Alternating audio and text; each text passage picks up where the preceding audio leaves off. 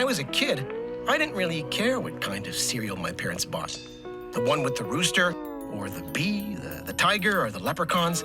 I just wanted to play the games on the box and dig out the surprise inside the box. Marketers have always utilized, well, what kind of new products, what technology is out there, how do we actually utilize it? Everything is marketing, from the way something smells, to the name on the product, to the color and the packaging, to how you go to market, where it's sold, how it's priced. There's certainly no escaping it. It's marketing departments that decide and determine how food tastes. They all sell different stories, and those stories will change over time. That may be so, but the products don't. Not really. I mean, I'm still buying this, and we're still drinking that.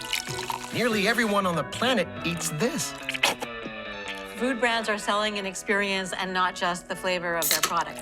I think it's time for a snack, don't you? What are you in the mood for today? This? Or maybe that? Ooh, yeah, that's the one. Marketers have many ways of triggering your craving for their product and for bringing it mainly to top of mind. And so food companies spend billions upon billions in packaging design, TV and radio commercials, billboards, online and print ads, celebrity endorsements, product placement, social media. And marketing's there for a reason. It's to increase profit. Of course it is. So how does all this come together?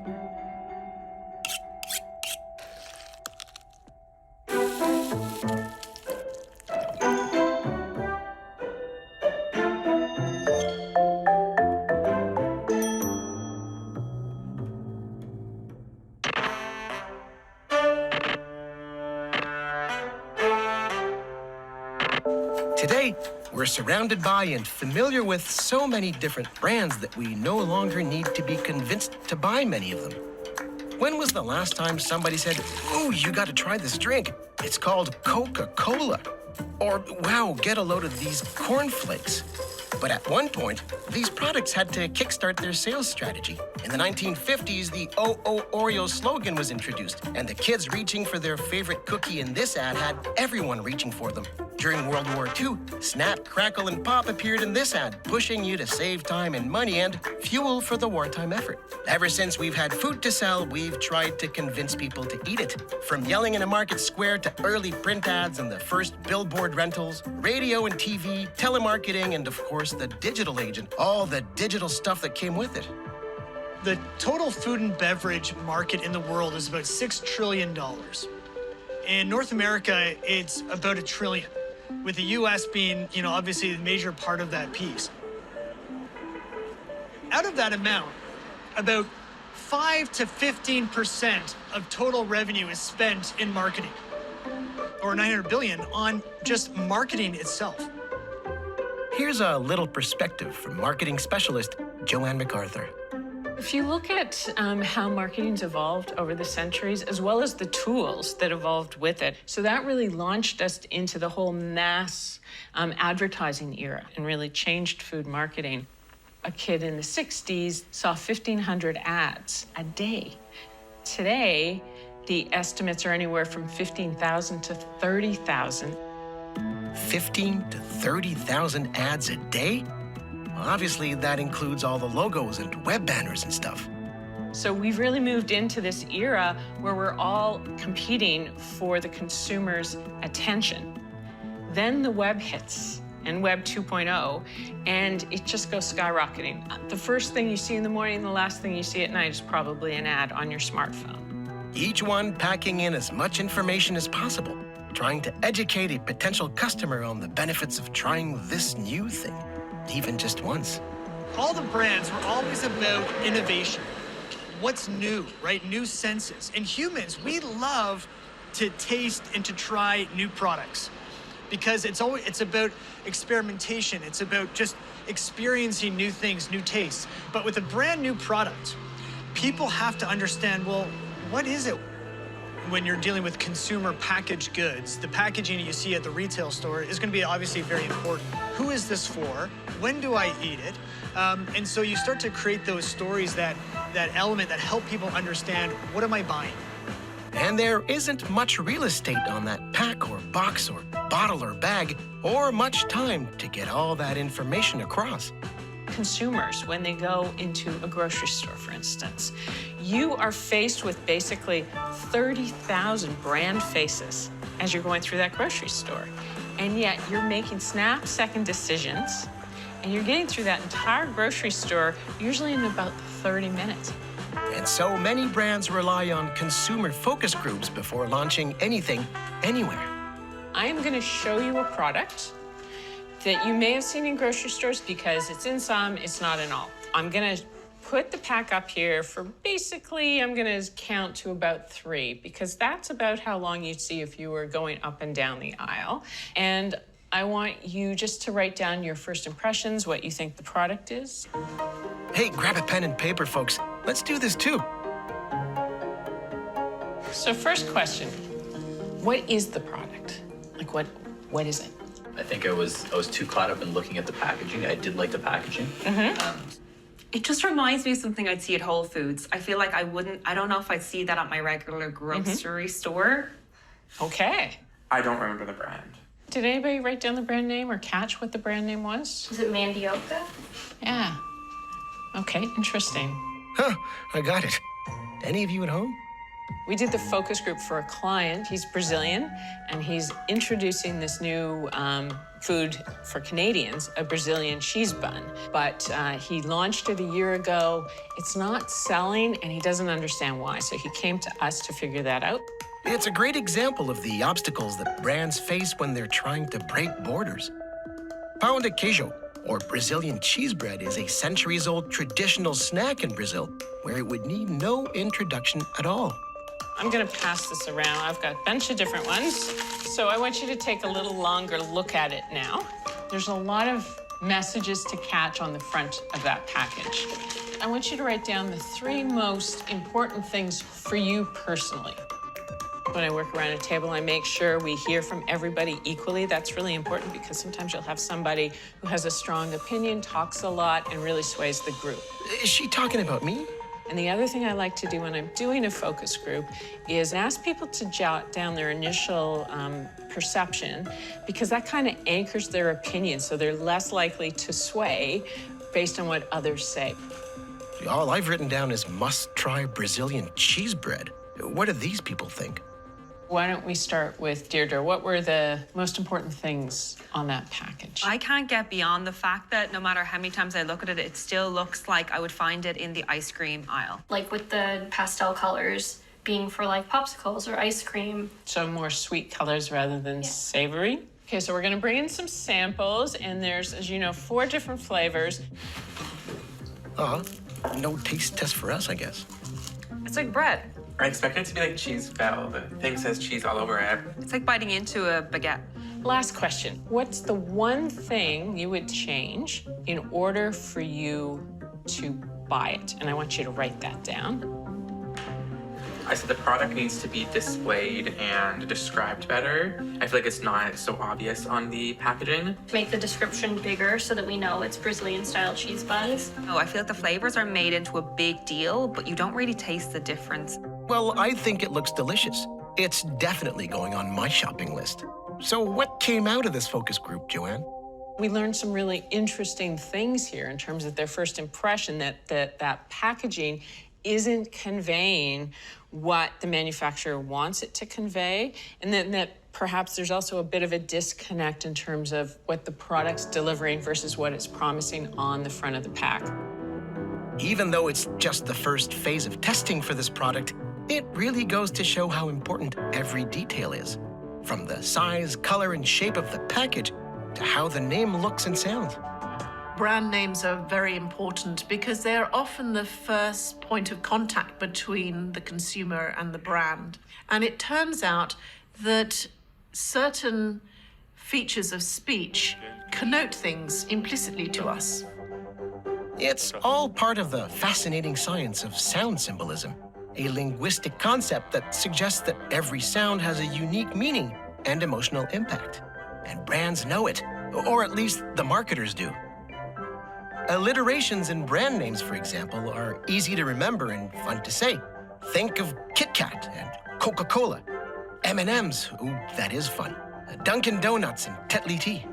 On the other hand, the more phonetically unusual or rare, the more luxurious we perceive a product to be. For example, if we're talking in English, the sound of je, j, v is kind of rare, and that rarity connotes distance and connotes luxury. Names like Gucci, Ferrari, Haagen-Dazs, those kinds of sounds that we don't hear very often are usually embedded into the brand names of luxury brands. Also, look at that umlaut, those 2 dots over the first A in Haagen-Dazs. Doesn't it suggest a European sophistication to you? A product steeped in old worldly Danish tradition and craftsmanship? Haagen-Dazs was actually started by a Jewish immigrant named Reuben Mattis and his wife Rose from Bronx, New York. He loved this idea of creating a product that uses old world traditions. And so they created this great ice cream and they called it Haagen-Dazs. Here's the thing, though. Not only is Haagen-Dazs ice cream not Danish, it's not even a word in Danish. It's a made-up name, Haagen-Dazs. It's something that it created this allure of artisanal luxury, and it started to grow and grow into what now we all know as what is premium brand of Haagen-Dazs is. None of that mattered to American ice cream lovers in the 60s, with their brand new freezers and supermarket aisles full of frozen foods. By the 1970s, the product was in stores all across the country.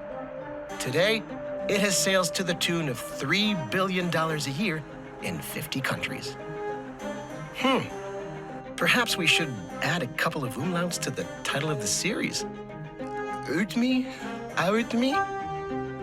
Even now that you know the truth, you probably won't eat any less of it. But we can add it to the list of other foods with dubious origins. Hawaiian pizza should actually be called Canadian pizza. And Caesar certainly never ate a Caesar salad. Well, unless he vacationed in Mexico. Naming's incredibly important. It can really make or break a product. And there's different ways of naming. If you look at older brands, they have what I call very basic names, like Kellogg's Corn Flakes. That's a description of the product. Or you can have descriptions of the functional attributes of a product. So for instance, shake and bake. Or you can talk about a brand's personality, Red Bull. So a lot of money is put into naming, and that's sort of one of the first steps of getting it right. What's becoming clear to me is that as much as how it tastes, what food marketers are looking for is how it makes you feel. Food brands are selling an experience and not just the flavor of their product. They're selling something that's aspirational, they're selling something that's inspirational, they're setting something that can be setting a mood or a tone or a social atmosphere. I mean, most commercials for food are people eating with other people. Except for sometimes they'll have a woman lying on a couch, having a decadent piece of chocolate. But apart from that, it's all about sociability and it's about emotion. That's so true. Food is almost always shared. Food makes us feel like we belong. Food gives us something to look forward to. And food provides a structure to our days. In fact, I challenge you right now to think of a food and not have an emotional reaction of some sort. Go ahead. It's interesting about how food can create so many connections. Connections to a place, to a time, to a person, to a moment, whether it's popcorn or whether it's bazooka bubble gum. I mean, there's just so many ways that we are connected to our own stories through food. It's magical that way. And marketable.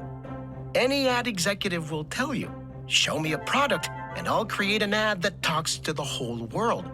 Or to the 18 to 20-year-old female pre-graduates studying in biology on the East Coast of the US who like kale and are very active in the competitive cycling circles. And you know that demographic probably exists. And what's more, we now know exactly what they're thinking. Today, what we're interested in is to find out how Melissa's brain is responding when she views images of very well-established packaged goods brands. And what we're trying to ascertain is how do these big brands get inside our brain?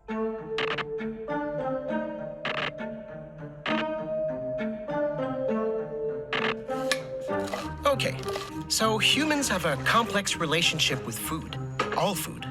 Unlike so many other commodities, it's necessary. It's cultural, it's physiological, it's geographic, it's natural, or it's synthetic. And so the business of food is a complex blend of art and science, essentially tapping into both sides of the brain. We've come a long way from the Mad Men days when apparently all you needed was a scotch and a cigarette and you could sell soda to babies. Neuromarketing basically applies the principles and methodologies from the fields of psychology and neuroscience to better understand consumers at a deep subconscious level. How deep or subconscious can choosing a box of cookies get? Neuroscientists now understand that these big global packaged food brands act as mental shortcuts to rewards. In other words, they make it very easy for us to learn the association between a logo and something that's very tasty. That's because they're appealing to what psychologists call the System 1 decision-making process. I'll let neuroscientist and pioneer in neuromarketing, Gemma Calvert, explain. You might know it as your gut instinct, autopilot. Most of the time, we do routine chores on System 1. So doing the grocery shopping whilst simultaneously on your mobile phone to your friends, your arm reaches out and grabs the same food products that it did last week. But we also have another system. I bet it's called System 2? System 2, which refers to our conscious or rational reasoning decision-making route, and it uses up more energy, and therefore, by and large, we tend to go with the gut. We tend to sort of rely on our automatic processing System 1 brain. Yeah, that's an understatement. Research shows that System 1 is in charge 95% of the time. So it's that split-second decision. You're catching all those different elements and you're sorting them through. And it's that first moment of truth at the grocery store or online. Okay, so let's see how all this science and research comes together. So Melissa is wearing a 32 electrode cap, which can pick up the electrical signals from her brain as she's involved in the task. And we're trying to detect whether there's a difference in the levels of engagement, whether she's got more memory encoding into long-term memory, and also if there's an inherent preference response for the branded foods compared to the ones that are non-branded. And when she's about to make a decision or something's more engaging, the activity in those electrodes increases. Okay, yeah. So what we're basically looking at here are changes in the amount of activity in the different electrodes, and do they correspond to the branded versus non-branded items? Did anyone else not know how much science and tech goes into marketing a pizza or a bag of candy? It might not be rocket science, but it is neuroscience. This is very exciting. It really is. And we can see effectively she's more engaged. Her attention is increased to the products which are branded. Melissa is just one subject. But what's amazing is that in large-scale research of this type, the majority of people react exactly in the same way. Their brains literally light up when they recognize a brand. Now, you might think, why not just ask Melissa which products she prefers? But here's the thing. While she'd know what she likes and doesn't like, it's unlikely that Melissa could tell us why. Most of the time, it's very difficult to introspect and to tell market researchers what we actually want. And we're not too clever at determining why we like the things we do. Neuromarketing allows us to understand what aspects of a food product or a brand, its pack and so forth, is actually driving the brain's pleasure response. It's all about tapping into perception and knowing exactly what it is about a product that is the selling point of that product. But hang on a moment. Can we be blamed for not always knowing what we like and don't like? There's often so much conflicting information around food that I don't know what I'm supposed to be eating from one day to the next. One of the things that made eating so difficult is just this mishmash of strange and often contradictory messages we keep getting about this being good for you or this being bad. You know, I still wince when I crack an egg because I grew up in the 80s when eggs were believed to increase cholesterol. This fear of food, I think, has played such a strong role in our dysfunctional relationship with food because we're not meant to fear it in that way. It's become so chaotic. Kale is in. Now it's out. Chocolate's good for you. No, it's not. Eat more of this. Now eat less. Coffee. No meat, some meat, good fats, bad fats, no fats. No soy, no salt, no sugar. Big and successful brands are going to be able to adapt to the food needs and the food wants of their customers. And so when they hear feedback of changing trends and different demographics being drawn to their products, and they change accordingly, and that's what keeps them alive and current.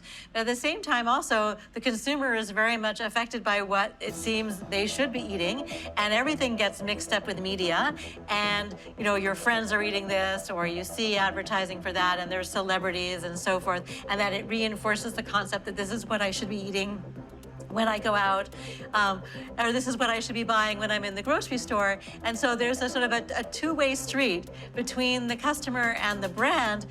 Have you ever thought about why or how these foods seem to take hold?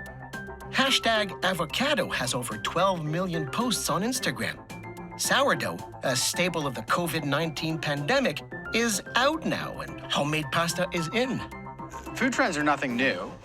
Food trends have always been around as long as humans have had the ability to choose the type of food that they can eat. As long as they're not eating for survival and you've had some choice about what's for dinner and lunch, you've had preferences. Where those preferences go are food trends.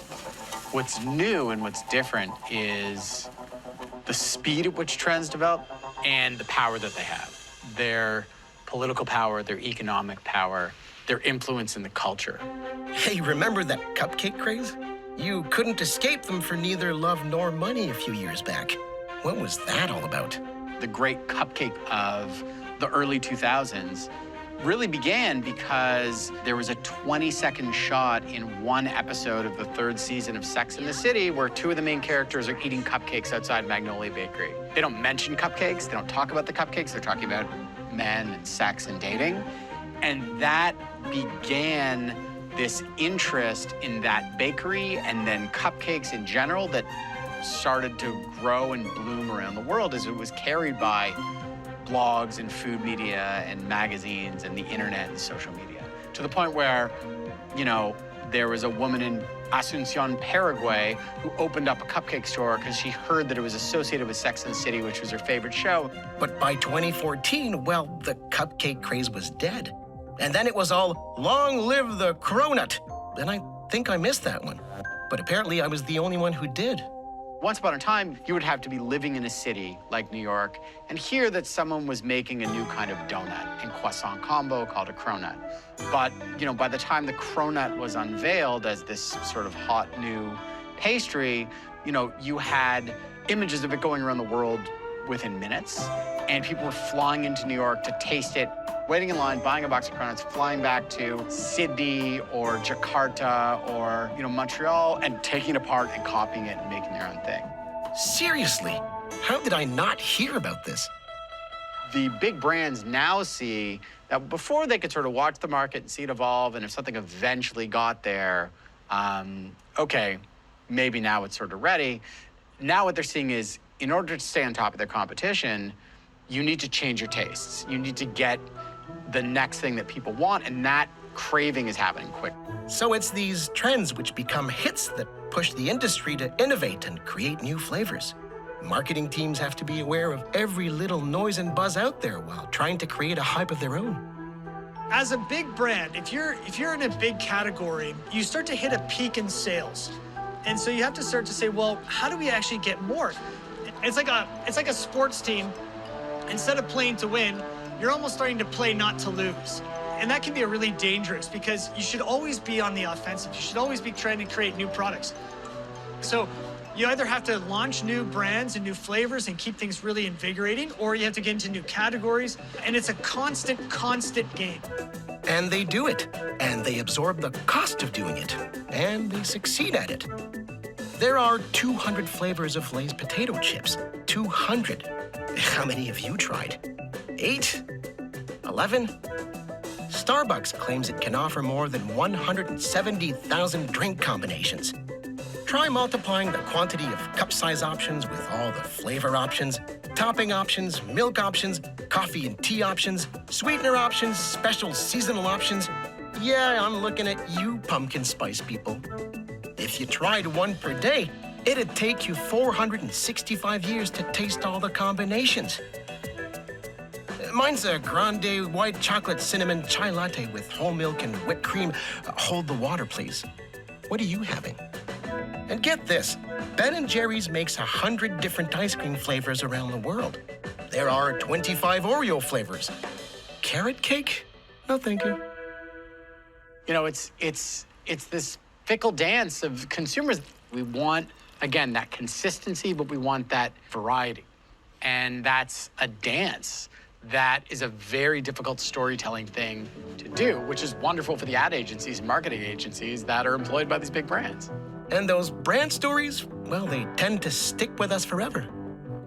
Semantic memory is the store of all the concepts that we have in the world. And it's different from procedural memory, for example, is like how to ride a bike. So it's really knowledge about the meanings of concepts. Okay, I think I get it. So because of marketing and branding, we associate meaning with concepts, and it sticks for a lifetime.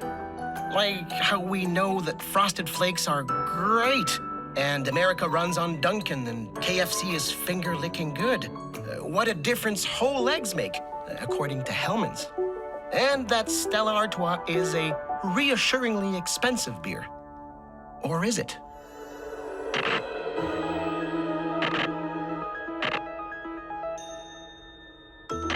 So, let's have a quick recap, shall we? Marketing is everything. And it's not just that ad that pops up on your phone or the billboard that you pass by each morning. Every day, people are surrounded with thousands and thousands of messages. When you walk down the street, when you see everything, everybody's vying for the attention of consumers to try to get them to say, why buy me? Why now? Why this? And so we're all trying to actually create this type of experience and touch point every single time you actually look at advertising today. This one's healthy. This one's affordable. This one's ethical. This one's new. This one is old and familiar. This one gives you permission to take a break. This one promises to help you get more done. This is a treat. This is a must. This one's for the holidays. And this is the one you can rely on every day. Everything communicates in some way to the consumer, and that needs to be thought of, and it needs to be consistent across all those different touch points. Because if you let the consumer down at any particular touch points and aren't true to who you are as a brand, it creates dissonance and it breaks trust. And trust is ultimately, that's how you become an iconic food brand. So you want to get it right. And you don't just need to get it right once. You have to get it right forever. And there's a big prize at the end of that, if you can get it, but nobody knows for sure. Clear Pepsi, for example, right? We all remember that. Everyone's thinking of the Van Halen Super Bowl commercial. Right now. Anyway. Think about how much advertising, what that messaging is, and you're constantly working on it. Because as people and culture and trends change, you have to adjust and change with it. And that's the key, is that you're always adjusting the dial. And this is where you have to be really careful. Because there are a few cautionary tales out there, like this one. Now, the earliest evidence of ale goes back about 5,000 years. And founded in 1366, for 600 years or so, Stella Artois was considered a pretty good European beer. But it was in the 1980s that it really made a name for itself with a brand new identity as reassuringly expensive.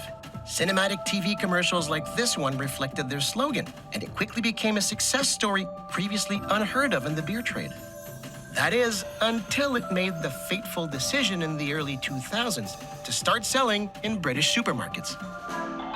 Grocers thought this would be a great loss leader. And grocers use loss leaders as ways of getting people in the store. So they'll take a product that everybody knows costs a certain amount, and they'll discount it. And that's what happened with Stella Artois. So all of a sudden, it was no longer reassuringly expensive. And because of this, it started attracting a different clientele than the one it was after.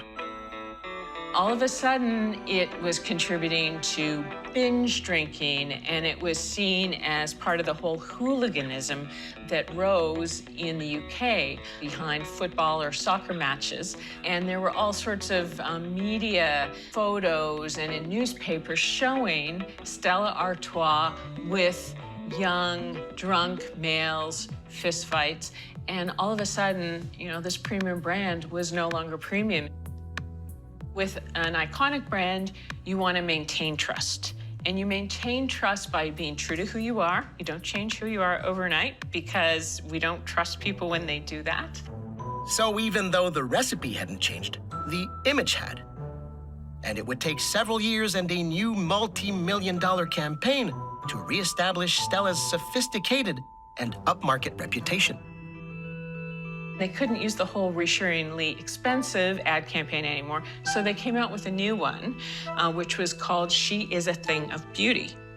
And they really romanced the product. They went back to the roots. They created their own chalice glassware design. They came up with a 9-step way of pouring a Stella Artois and enjoying it. So they created their own ritual as a way to re-premiumize the product. Now, of course, having a niche customer when you've created and promoted a niche brand is all well and good.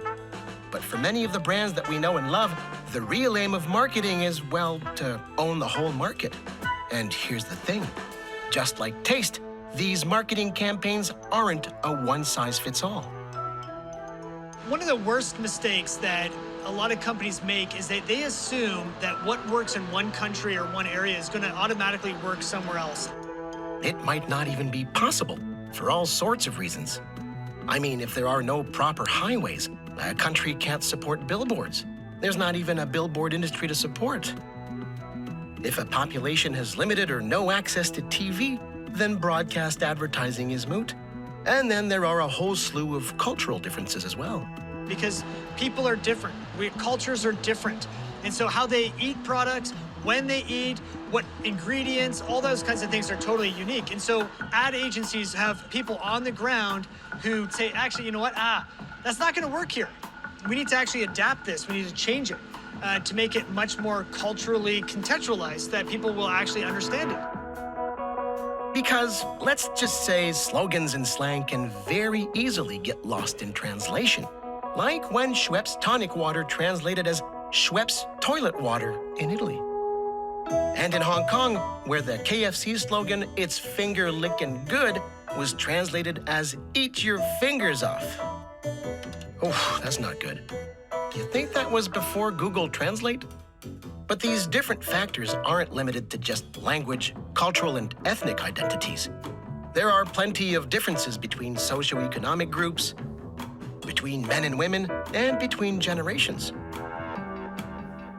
So, how do these food companies and their marketing agencies know that all the money they're spending on marketing is worth it?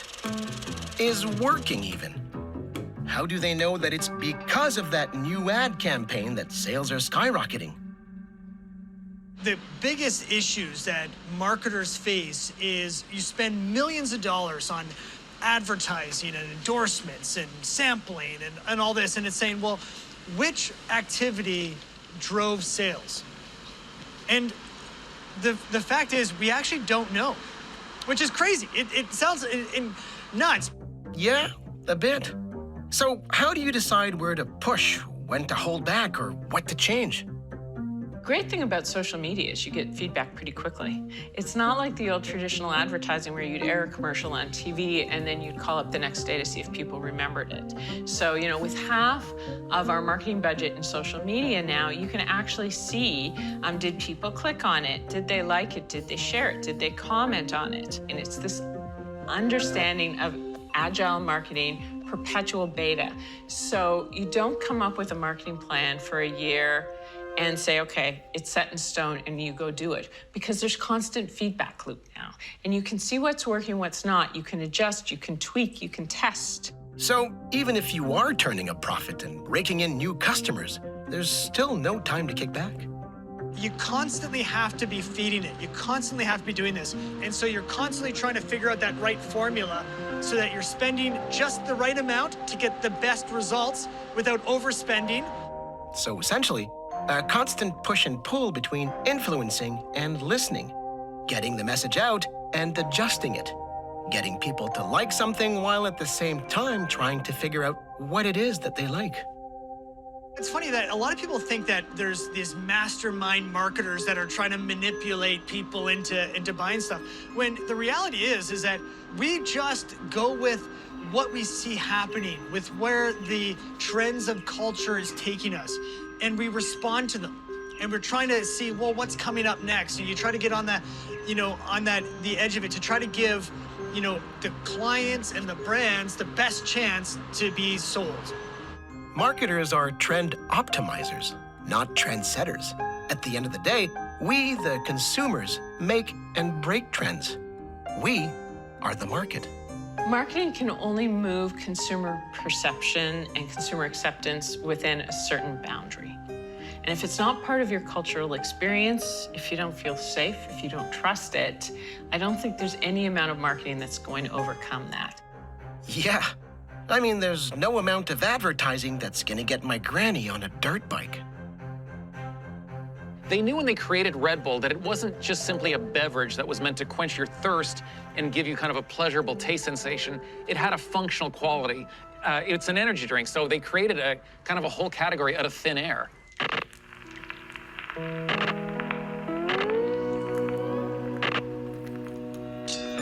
In 2020, the global energy drink sales reached more than $60 billion. And leading the pack is Red Bull, launched in the late 1980s.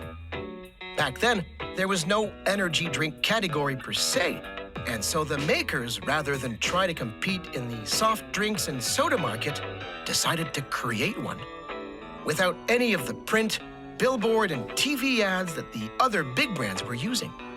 The secret with Red Bull is that they targeted this 18 to 30-year-old demographic, and they started to go to where this audience was.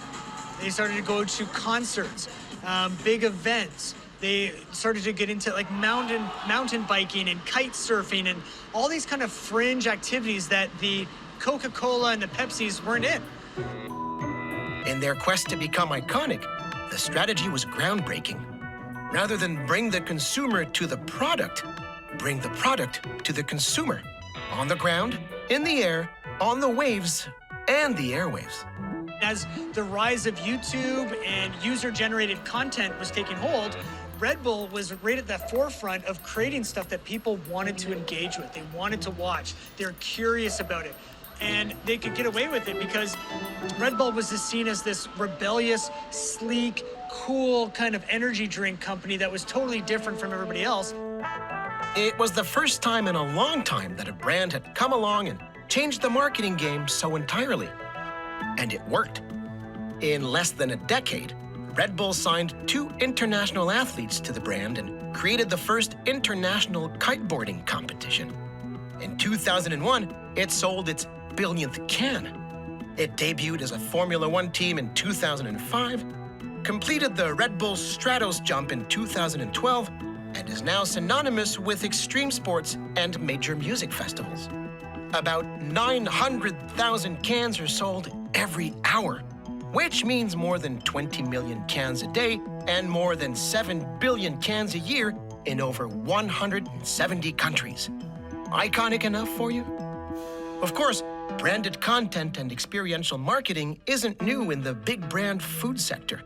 celebrity endorsements, product placement in our favorite shows, sponsored sports, and musical events are all content-driven marketing strategies. The trend right now is experience is a way to connect with your audience at a level that they want.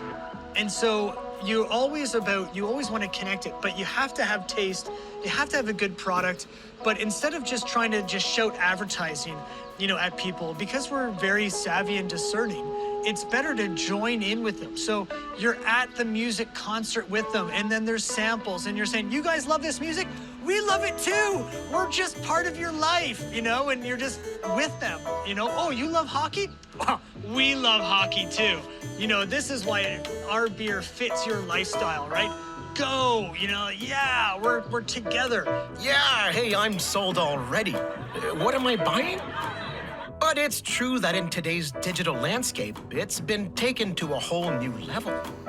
Humans are wired to be social, and we connect through stories. If you think about early man, we connected around a campfire, and social media is just a bigger campfire.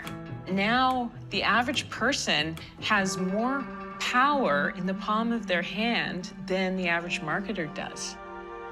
Which means that food companies and big brands have to constantly reinvent themselves to keep up with consumer demands. As technology changes, marketers change. So now that we've got TikTok and Snapchat and Instagram stories and all these things out there, marketers are trying to figure out, well, our consumers are on there. The people we want to buy our products are on these channels and mediums. How do we get in the game? How do we talk to them? How do we be relevant to them? And what worked back in 1920 is 100% different than what works today. Yeah, but it's not as though these brands have to start from scratch each time. It'll be this story of the rugged guy and out fishing, and then all of a sudden, hey, we're not selling to enough women. Oh, all of a sudden it's, ladies drink beer. And wait a minute, we're forgetting the gay population. Wait a minute, we're only marketing to white guys. And that story will keep changing, and it sort of bifurcates. And then other things like Heinz ketchup, I think, those brands are just so iconic, and the taste is so central. You can kind of do whatever you want, but the story's going to fit anyway. Of course, societal changes and shifting consumer behaviors go hand in hand within the food business. And sure, it might seem as though the demands are coming in faster and more furiously than ever before. Tasty, nutritious, traceable, sustainable, humane, ethical, environmentally sound, attractive, convenient, but that's a good thing. It's progress. That it's really important is how humans talk about their food, about how humans come together to feed themselves. I think it's really important to our health as humans. And I mean mental health, soul health, and physical health. And I know that companies are beginning to think more about that. You'll see barcodes on things, and you can hold your phone up to it. My favorite one recently is a fish company from Iceland called Niceland.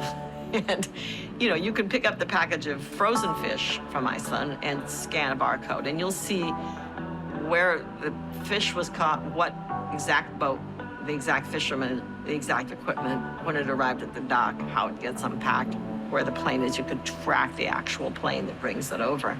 So you can get these stories, whether it's a barcode or whether, it's an avatar or whether it's a immersive experience. And so part of marketing today is involving the consumer. Because let's face it, transparency and authenticity without action are just buzzwords. And we are holding feet to the fire these days, keeping food companies accountable. I think marketing is going to evolve again as we enter this age of cynicism. I think that companies, especially big companies, are going to be expected to play a bigger role in our food system.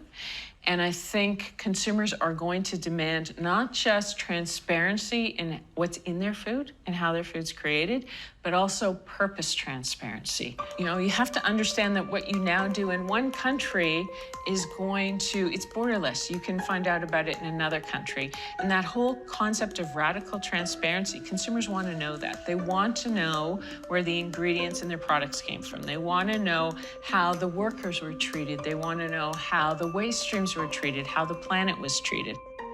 We also want to know that our stores are stocked, that our pantries and refrigerators are full of whatever we want, whenever we want it. So marketing is not just about persuasion anymore. It's becoming equal parts information. People are getting access to information, and we're learning more as a culture. We're learning what's sustainable, what's not, what actually is good for us and what's not good for us. You know, it wasn't too long ago that we didn't even have nutritional labels or ingredients sometimes even in the packages, and now that's standard and mandatory. And so as we learn as a society, what we then demand from food manufacturers, it changes. And so you have a combination of society and consumers placing pressure to change and to make things more sustainable and more healthy for consumers, which is absolutely, they're responding. Just like the government responds by creating legislation, the manufacturers in these large organizations, they will respond to what consumers demand. So if you want to make a difference in this world, if you want to actually have a voice, start to choose to buy the things that are important to you, that you value, and I guarantee you that the organizations and brands will change with you. They always do. There is no more Marlboro Man. And nobody would suggest today that women might not be capable of opening a bottle of ketchup. What the? It's a sure and welcome sign of the times. Proof that all of the touch points of a marketing plan have to come together in perfect harmony for their time. The product, the message, the brand's position on social issues. I mean, you can't decouple one thing. So you need to test all the different elements, but then you also need to test them together. And then you also need to be continually future-proofing them by understanding where your consumer and the marketplace is going next. And there's also things that you don't expect are going to happen, right? A pandemic changes the world. Who saw that coming? And then there's change coming out of that with consumers and a refocus on societal values and a whole loss of trust in things that we used to take for granted. So even the best marketers, it's tough. It's very tough. Prior to the COVID-19 pandemic, with so much competition out there, big branded packaged food sales had been plateauing for years. But almost overnight, restaurants shut down, offices and movie theaters closed, schools went online, and cafes shut their doors. People found themselves stuck at home with no idea for how long.